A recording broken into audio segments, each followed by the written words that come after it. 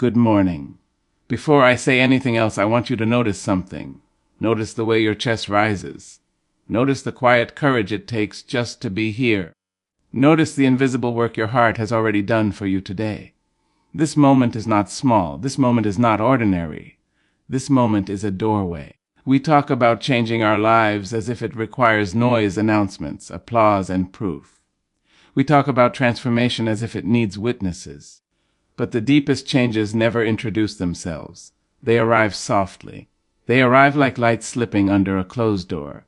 They arrive without asking for permission. And they stay without asking for credit. This morning is not asking you to become louder. It is asking you to become truer. You do not need a microphone to meet your purpose. You do not need permission to begin again. You do not need to explain why your soul feels tired of the same old story. You only need one quiet decision, and that decision is devotion. Not the kind that performs, not the kind that preaches, not the kind that proves itself to strangers.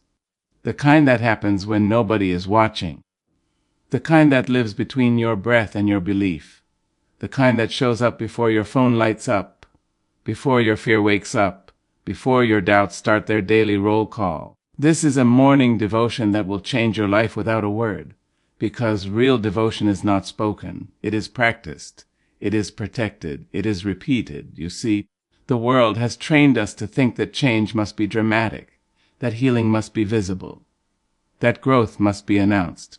But your life does not transform through performance. It transforms through alignment. It transforms when what you believe, what you choose, and what you become finally start walking in the same direction. Some of you woke up today carrying battles nobody clapped for. Some of you survived nights nobody prayed you through. Some of you learned how to smile while your spirit quietly asked for rescue. And yet you are here. That is not an accident. That is not luck. That is not coincidence. That is resilience disguised as routine. You did not arrive at this morning empty. You arrived layered with history, with heartbreak, with unfinished prayers, with silent promises you made to yourself in the dark. You arrived with a past that still whispers and a future that still waits. And this moment stands between them like a bridge. Let me tell you something gently but firmly. Your life is listening. Your body is listening. Your habits are listening. Your fear is listening. Your courage is listening. And every morning, without a single spoken sentence, you teach your life what matters most. Not by what you post, not by what you promise, but by what you protect. What do you protect first when you wake up? Do you protect your peace, or do you offer it immediately to noise? Do you protect your clarity, or do you drown it in distraction? Do you protect your calling, or do you place it last on a list that never ends? Devotion is not about perfection. It is about priority. It is about deciding before the chaos starts knocking that your soul will not be the last thing you check on today. Some of you have mastered productivity, but your spirit is starving. Some of you have learned how to achieve, but you have forgotten how to arrive. Some of you are so busy becoming impressive that you are quietly becoming exhausted. There is a difference between building a life and saving one. And this morning, you are being invited to save your own. Without speeches, without announcements, without explanation. Just one quiet, faithful act of alignment. Let me be honest with you. Most people do not fail because they are weak. They fail because they are disconnected. Disconnected from why they started. Disconnected from what they need. Disconnected from who they were before survival became their main personality. You were not created only to endure. You were created to expand. But expansion does not happen in noise. It happens in stillness. Stillness is not empty. Stillness is full of instruction. In stillness, you can finally hear what your fear has been interrupting. In stillness, you can finally recognize what your business has been hiding. In stillness, you can finally meet the version of yourself that is not trying to impress anyone. This morning devotion is not a ritual. It is a return. A return to your breath, a return to your truth, a return to your worth that was never dependent on results. You do not need to become someone new. You need to remember who you were before the world told you who to be, before comparison shaped your confidence, before rejection edited your voice, Before disappointment convinced you to lower your expectations instead of raising your boundaries. You are not behind, you are becoming. But becoming requires courage, and courage is quiet. Courage is choosing discipline when motivation is silent. Courage is choosing healing when bitterness feels easier. Courage is choosing growth when comfort is begging you to stay. You do not have to change your whole life today. You only have to change your direction. Just a few degrees toward truth can completely shift your destination. Let me say something that may unsettle you in the best possible way. Your excuses know your name, but your destiny knows your rhythm. Excuses speak loudly. Destiny whispers. Excuses demand attention. Destiny waits for alignment. And devotion is how you learn to recognize the whisper again. Devotion is not about adding more to your life. It is about removing what no longer belongs. Removing habits that keep you small. Removing conversations that drain your courage. Removing environments that celebrate your silence instead of your voice. Removing expectations that were never meant for you to carry. You are allowed to outgrow what once protected you. Yes, even the coping mechanisms. Yes, even the relationships. Yes, even the identities that helped you survive. Survival is not the same as fulfillment, and fulfillment does not shout, it settles. It settles into your posture. It settles into your choices. It settles into the way you respond instead of react. It settles into the way you forgive without begging for closure. This is what a wordless devotion looks like. You wake up and you choose patience instead of panic. You choose movement instead of stagnation. You choose gratitude instead of grievance. You choose responsibility instead of resentment, not because life is easy, but because you are awake. Some of you are tired of repeating the same emotional seasons. Different people, different places, same pain, same patterns, same endings. Let me tell you something your future is quietly hoping you hear today. Patterns do not break through intensity. They break through consistency, not through grand promises, but through small, protected practices. The way you speak to yourself when you fail. The way you treat your body when no one is watching. The way you choose rest without guilt. The way you stop explaining your boundaries to people who benefit from you not having any. Your life changes when your standards become more sacred than your fears. And that is devotion. Devotion is the courage to disappoint others in order to stop betraying yourself. Devotion is choosing what grows you, even when what entertains you is easier. Devotion is staying long enough in discomfort for transformation to recognize you. You do not need a miracle, you need momentum. And momentum is built in silence. Every morning, you are voting for the person you will become, not with slogans, with behavior, not with intentions, with discipline, not with dreams, with direction. Your mind believes what your actions repeat. If you tell yourself you are worthy but treat your time like it has no value, your nervous system will believe your schedule more than your words. If you say you want peace but feed your attention to chaos, your soul will learn confusion as a lifestyle. If you say you want purpose but avoid responsibility, your future will remain theoretical. This is not punishment. This is alignment. Your life is not cruel. It is honest. It reflects what you practice. And devotion is the practice of choosing what reflects the life you are ready to live. Let me speak to the person in this room who is quietly discouraged. You thought you would be further by now. You thought healing would have finished its work already. You thought the breakthrough would arrive before the exhaustion. Listen to me carefully. Growth is not linear. It spirals. You revisit the same lessons, not because you failed, but because you are ready to understand them at a deeper level. You are not repeating life. You are refining it. Do not shame yourself for the pace of your progress. Protect the integrity of it. Slow growth that is rooted will outlive fast success that is hollow. Your devotion does not need to be impressive. It needs to be honest. Some days devotion looks like courage. Some days devotion looks like rest. Some days devotion looks like asking for help. Some days devotion looks like finally letting go. You do not have to perform strength today. You only have to practice truth. And truth will slowly rewire the way you see yourself. You are not fragile. You are responsive. Your nervous system learned survival because survival was necessary. But you are allowed to teach it safety now. You are allowed to create a life that does not require constant self-defense. You are allowed to stop rehearsing disasters that have not happened. You are allowed to trust stability, even if chaos once felt familiar. This is what silent devotion heals. The part of you that mistakes anxiety for intuition. The part of you that mistakes struggle for virtue. The part of you that mistakes suffering for loyalty. You can be loyal to your growth without being loyal to your pain. Let me say that again. You can be loyal to your growth without being loyal to your pain. Your story does not need more trauma to be meaningful. It needs more presence, more breath, more choice, more compassion for the human being you are becoming. And compassion is not weakness. Compassion is regulation. It is the steady hand on your own back when you are learning how to stand differently. Your devotion this morning is not about religion. It is about reverence. Reverence for your time. Reverence for your body. Reverence for your attention. Reverence for your inner world. Because what you repeatedly give your attention to becomes your emotional home. Build your home carefully. What kind of home are you building inside yourself? One that constantly rushes. One that constantly criticizes. One that constantly compares. Or one that listens. One that breathes.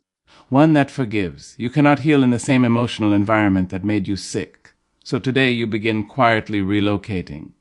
Not to a new city. Not to a new job. Not to a new relationship. To a new inner posture. A posture that no longer collapses at inconvenience. A posture that no longer negotiates with self-respect. A posture that no longer waits to be chosen. Because you have already chosen yourself. And that choice is not loud. It is steady. Some of you are waiting for confidence. Confidence is not found. It is built. Built through promises you keep to yourself. Tiny promises. The promise to stop scrolling and start sleeping. The promise to move your body even when motivation hides. The promise to tell the truth instead of the version that avoids conflict. The promise to stop rehearsing your limitations like sacred scripture. Your devotion does not require perfection. It requires participation. Your life will not open to who you wish to be. It opens to who you consistently practice becoming. And here is something deeply freeing. You do not have to convince anyone of your transformation. When your nervous system shifts, your energy changes. When your boundaries stabilize, your relationships reorganize. When your self-respect becomes non-negotiable, your opportunities realign. Your life will announce your growth for you, without a word. Let me speak to the person who is afraid of disappointing people by changing. You are not responsible for who benefits from you staying the same. You are responsible for who suffers when you do, and often that person is you. Your devotion today is not about becoming unrecognizable. It is about becoming unmistakably aligned. Aligned with what you need. Aligned with what matters. Aligned with what actually moves you forward instead of merely keeping you busy. You are allowed to want more than survival. You are allowed to want joy that does not feel fragile. You are allowed to want stability that does not depend on other people's moods. You are allowed to want a life that feels like it belongs to you. This is not selfish. This is stewardship. You are the caretaker of your own becoming, and caretakers pay attention. They notice small changes. They respond early. They protect what is growing. What is growing in you right now? A boundary, a courage, a clarity, a longing you have been trying to ignore. Do not rush to explain it. Protect it. Let it root. Let it strengthen quietly. The most powerful transformations do not rush to be seen. They prepare to be sustained. Let me offer you a vision for your mornings, not a routine. A relationship with your breath, a relationship with your body, a relationship with your inner voice. Before the world speaks into you, you speak safety into yourself. Before the world assigns you urgency, you assign yourself presence. Before the world defines your worth, you remember it. This is not luxury. This is leadership. You cannot lead your life while abandoning your inner world. Your devotion today is to stop running from silence, because silence is not empty. It is a meeting place, a meeting between who you were and who you are becoming, a meeting between fear and courage, a meeting between your history and your hope. And hope does not need volume. Hope needs structure. Hope needs boundaries. Hope needs daily evidence that you believe you deserve a life that feels whole. Some of you are waiting for motivation to return. Motivation follows movement. Move first, gently, consistently, without drama, without punishment, without self-hate disguised as discipline. Let your devotion be soft enough to heal you and strong enough to shape you. There is a kind of power that does not dominate. It stabilizes, it regulates, it sustains. That is the power you are practicing today, not to control life, but to cooperate with it. Your pain has taught you many things, but it does not get to write your future. Your awareness does. Your choices do. Your quiet courage does. This morning is not about fixing yourself. You are not broken. It is about remembering how to care for yourself with integrity. And integrity is what you do when no one is applauding. Integrity is how you treat your energy. Integrity is how you honor your limits. Integrity is how you tell yourself the truth even when it interrupts a comfortable story. Let today be the day you stop negotiating with the life you know you are capable of building. Not aggressively, not desperately, but devotionally, with patience, with structure, with reverence. Your life is already changing, not because of what you will say after this moment, but because of what you will quietly protect when you leave it. Your attention, your boundaries, your breath, your courage, your time, your healing, your becoming. This is your morning devotion. It does not need witnesses. It only needs consistency. And if you protect it, if you return to it, if you honor it without asking anyone to validate it, your life will begin to speak on your behalf. Your peace will become visible. Your choices will become unmistakable. Your presence will become grounded. Your future will recognize you. Without a word, your private practice defines your public power, not the applause, not the stage, not the followers, not the spotlight, not the moments when people finally see you. Your real strength is shaped long before anyone notices. It is formed when no one is clapping. It is carved when nobody is watching. It is built in rooms where only your breath and your courage can hear each other. Public power is loud. Private practice is holy. Public power can impress. Private practice can transform. Most people want influence without inner order. They want authority without alignment. They want recognition without regulation. They want to be seen as strong without learning how to become steady. But strength that has not been trained in silence collapses when pressure arrives. Confidence that has not been practiced in private trembles when doubt speaks loudly. Leadership that has not been rooted in integrity becomes fragile the moment approval disappears. Let me tell you something you may not have heard clearly enough. What you rehearse in private becomes how you respond in public. Not what you post. Not what you promise. Not what you tell people you are becoming. What you practice. The way you speak to yourself when you fail. The way you breathe when you are overwhelmed. The way you pause before reacting. The way you hold your boundaries when it would be easier to betray them. This is the training ground of your power. Every strong life is quietly built. Every grounded person is privately disciplined. Every calm leader has wrestled with chaos in their own mind long before they ever calmed a room. You do not rise to the level of your potential. You fall to the level of your preparation. And preparation does not make noise. Some of you keep asking why you feel powerful in your imagination but small in your reality. Why you see a bold future but struggle to stand boldly in the present. Why your dreams feel alive at night but fragile in the morning. It is not because you lack talent. It is not because you lack vision. It is not because you lack opportunity. It is because your private practice is still being shaped. You cannot outgrow what you refuse to train. You cannot command a room when you cannot command your habits. You cannot lead others when you abandon yourself daily. You cannot create consistency publicly while living in emotional chaos privately. Power is not intensity. Power is stability. And stability is practiced. Let me speak gently, but honestly. Your life is not responding to your desires. It is responding to your discipline. It is responding to what you do when nobody is reminding you. It is responding to what you repeat when nobody is measuring you. It is responding to what you tolerate when nobody is correcting you. Private practice is how you teach your nervous system who you are becoming. Because your nervous system does not listen to speeches. It listens to repetition. It listens to how often you rush. It listens to how often you self-abandon. It listens to how often you overextend. It listens to how often you apologize for existing. You cannot build public power on a private life that is constantly at war with itself. Some of you are exhausted not because you are doing too much, but because you are doing too much without alignment. You are pouring energy into performance while neglecting restoration. You are chasing results while ignoring regulation. You are trying to grow faster than your nervous system can safely hold. Private practice is not about doing more. It is about doing what matters. It is about learning how to sit with discomfort instead of escaping it.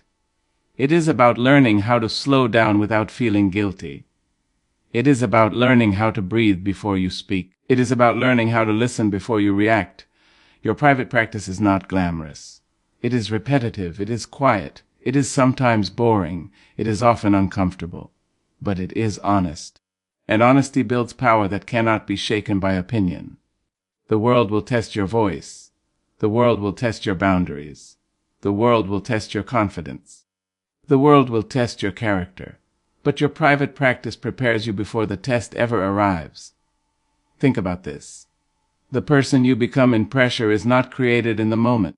They are revealed. Pressure does not build your character. It exposes what you have been rehearsing. So what are you rehearsing? Are you rehearsing panic? Are you rehearsing self-doubt? Are you rehearsing avoidance? Are you rehearsing resentment? Are you rehearsing people-pleasing? Are you rehearsing emotional shutdown? Or are you rehearsing courage? Are you rehearsing boundaries? Are you rehearsing patience? Are you rehearsing truth? Are you rehearsing self-trust? Private practice is how you decide what version of yourself gets released when life pushes hard. Some of you want to be respected publicly, but you do not respect your own limits privately. Some of you want to be heard publicly, but you silence yourself daily in small moments that slowly train your voice to disappear. Some of you want to feel confident publicly, but you tear yourself apart privately with language you would never allow anyone else to use on you.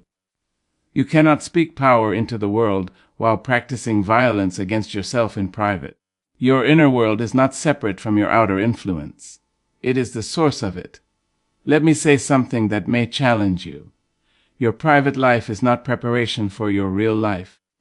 It is your real life, the way you wake up, the way you move through your mornings, the way you handle disappointment, the way you recover from mistakes, the way you treat your body, the way you manage your attention. This is leadership. This is strength. This is power. Because public power is borrowed. Private power is owned.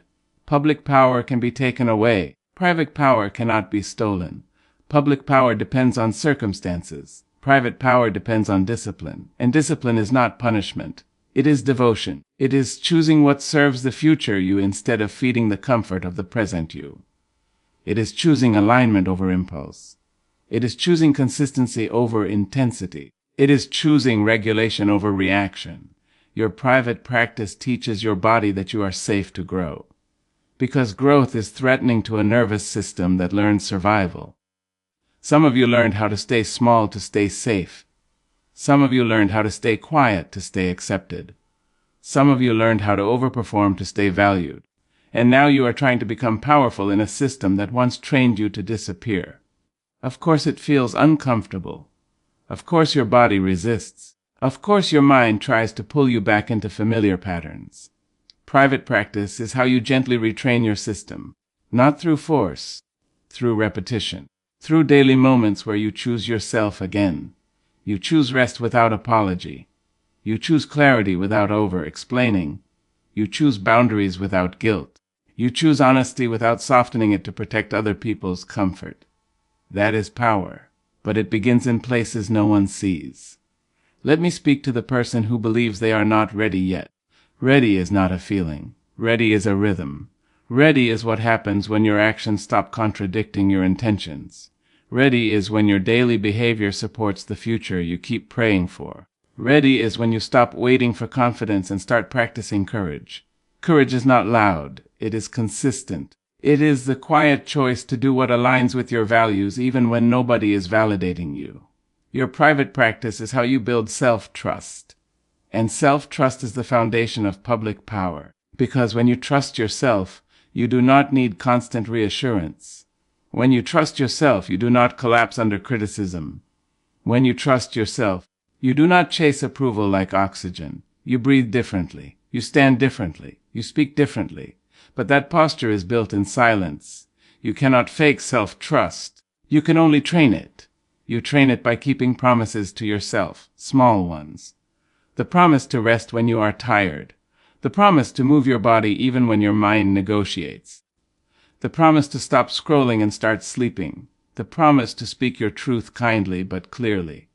The promise to leave what drains you instead of romanticizing endurance. Your private practice is not a schedule. It is a relationship. A relationship with your energy. A relationship with your time. A relationship with your inner voice. Most people do not lack discipline.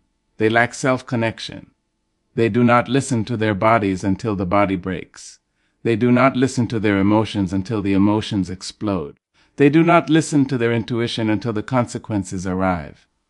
Private practice is listening early. It is noticing tension before it becomes illness. It is noticing resentment before it becomes bitterness. It is noticing misalignment before it becomes burnout. Public power looks like confidence. Private practice looks like awareness. And awareness changes everything. When you become aware, you stop leaking energy into things that do not matter. You stop arguing with people who are not assigned to your future. You stop negotiating with behaviors that sabotage your growth. You stop explaining your boundaries to people who benefit from you not having any. Your power becomes quieter, but stronger. Some of you are afraid that if you slow down, you will fall behind. Let me tell you the truth. Speed without stability is fragile. Acceleration without alignment leads to collapse. Your private practice protects you from building a life that looks successful, but feels unsafe inside your own body. What is the point of influence if you are internally exhausted? What is the point of recognition if your nervous system is constantly on edge? What is the point of achievement if your relationships with yourself and others are deteriorating? Private practice teaches you how to hold success, not just how to chase it. Because success expands your problems before it expands your peace. If you do not train your emotional capacity in private, public growth will overwhelm you. Your power must be regulated before it is released. Let me say this clearly. You do not become powerful by adding more. You become powerful by becoming more precise. More precise with your attention. More precise with your commitments. More precise with your emotional boundaries. More precise with what you allow into your mind and your environment. Your private practice is the filter through which your life begins to flow differently. What you consume, what you tolerate, what you entertain, what you repeat, this is your training. And it is not impressive to the world, but it is transformative to your nervous system. Let me talk about consistency. Not the dramatic kind, not the all or nothing kind, not the punishing kind, the compassionate kind, the kind that understands that growth is not built through self-hate disguised as discipline, the kind that allows you to miss a day and still return the next, the kind that builds identity instead of shame, because shame makes people quit. Identity makes people continue. When you begin to see yourself as someone who honors their word to themselves, your behavior naturally reorganizes. When you begin to see yourself as someone who protects their energy, your calendar changes. When you begin to see yourself as someone who respects their own limits, your relationships shift. Private practice reshapes identity. Identity reshapes destiny. Public power is simply the visible outcome of an invisible agreement you made with yourself. Some of you have been trying to change your circumstances without changing your internal standards. But your standards decide what you tolerate, and what you tolerate becomes your lifestyle. If you tolerate exhaustion, your life will be built around depletion. If you tolerate disrespect, your relationships will be built around erosion. If you tolerate chaos, your mind will normalize instability. Private practice is where you raise your standards gently, patiently, consistently, not for perfection, for integrity. Integrity is how you align your actions with your values when no one is supervising you. And integrity builds authority, not the authority that dominates, the authority that stabilizes, the authority that feels safe, the authority that does not need to perform confidence because it has practiced trust. Let me speak to the person who keeps postponing their private practice until life becomes calmer. Life does not become calmer first. You become calmer first, then life responds. Regulation leads. Circumstances follow. Peace is not something you reach. It is something you rehearse. You rehearse peace by learning how to pause, by learning how to breathe deeply when your chest tightens, by learning how to release tension before it hardens into your posture, by learning how to notice when your thoughts spiral and gently return to the present. This is training. This is power, and it is invisible, but it is undeniable. When you walk into a room regulated, you change the room, not by force, by presence. People feel stability before they understand it. They feel clarity before they hear words. They feel groundedness before they receive instructions. Your nervous system communicates before your mouth does. Your private practice defines the energy you bring into every space. Some of you want to be magnetic. Magnetism is coherence. When your thoughts, emotions, and actions are aligned, people feel it. But alignment cannot be faked. It is built through quiet repetition. Let me talk about fear. Fear does not disappear when you become powerful. Fear becomes quieter when you become practiced. You learn how to move with fear without letting it lead. You learn how to feel discomfort without panicking. You learn how to stay present instead of catastrophizing. Private practice is exposure therapy for courage. Small risks, small honesty, small boundaries, small acts of self-advocacy. Each one builds your capacity. Public power is not fearlessness. It is familiarity with discomfort. And familiarity comes from practice. Let me talk about your voice. Your voice does not grow by speaking louder. It grows by speaking truer. In private, by admitting what you actually want, by naming what actually hurts, by acknowledging what you are actually avoiding. When you stop lying to yourself, your public voice gains clarity. When you stop minimizing your needs, your public presence gains strength. When you stop shrinking internally, your external posture shifts naturally. Your private honesty becomes your public authority. Some of you are waiting for permission. Private practice is how you stop waiting, because you begin to experience your own reliability. You begin to trust your decisions. You begin to notice that you can survive discomfort. You begin to realize that you do not collapse when you choose yourself. This is how independence is built emotionally, not through rebellion, through self-trust. Let me talk about disappointment. Disappointment will come. Criticism will come. Misunderstanding will come. Public power does not protect you from pain. Private practice prepares you to recover quickly. Recovery is power. Resilience is power. The ability to regulate after being triggered is power. The ability to apologize without collapsing into shame is power. The ability to receive feedback without losing your identity is power. And all of that is trained quietly. In how you talk to yourself after a mistake. In how you breathe after an uncomfortable conversation. In how you process emotion instead of suppressing it. Your private practice determines how long you stay stuck after something hurts. Some people stay stuck for years because they never trained emotional recovery. They only trained emotional avoidance. Avoidance delays pain. Practice transforms it. Let me speak to the person who feels invisible. You are not invisible. You are incubating. You are becoming. You are strengthening roots. Do not rush to be seen before you are stable. Do not rush to perform before you are regulated. Do not rush to lead before you have learned how to lead yourself gently. Your timing matters, not because the world is watching, because your nervous system is learning what kind of life it is safe to hold. Your private practice is your promise to yourself that you will not build a future your body cannot survive. Let me tell you something deeply important. Your worth is not created by your results, but your results are shaped by how you treat your worth. When you treat yourself as valuable, you stop overgiving. You stop undercharging. You stop staying too long. You stop accepting half commitment. You stop explaining your boundaries like crimes. Your private practice rewrites your relationship with value, and value shapes power. Because power without self-worth becomes control. Power with self-worth becomes leadership. You are not here to dominate. You are here to stabilize. You are here to model what regulated courage looks like. You are here to show that strength does not have to be loud to be undeniable. And the only way to do that sustainably is through private practice. Let me talk about mornings, not routines. Posture. How you enter your day teaches your nervous system what kind of life you live. If you enter rushed, your body prepares for threat. If you enter distracted, your mind prepares for fragmentation. If you enter grounded, your system prepares for stability. Your first moments matter, not because of productivity, because of regulation, a few breaths, a moment of stillness, a moment of intention, a moment of honesty. That is not self-help, that is nervous system leadership. And leadership begins at home, inside you.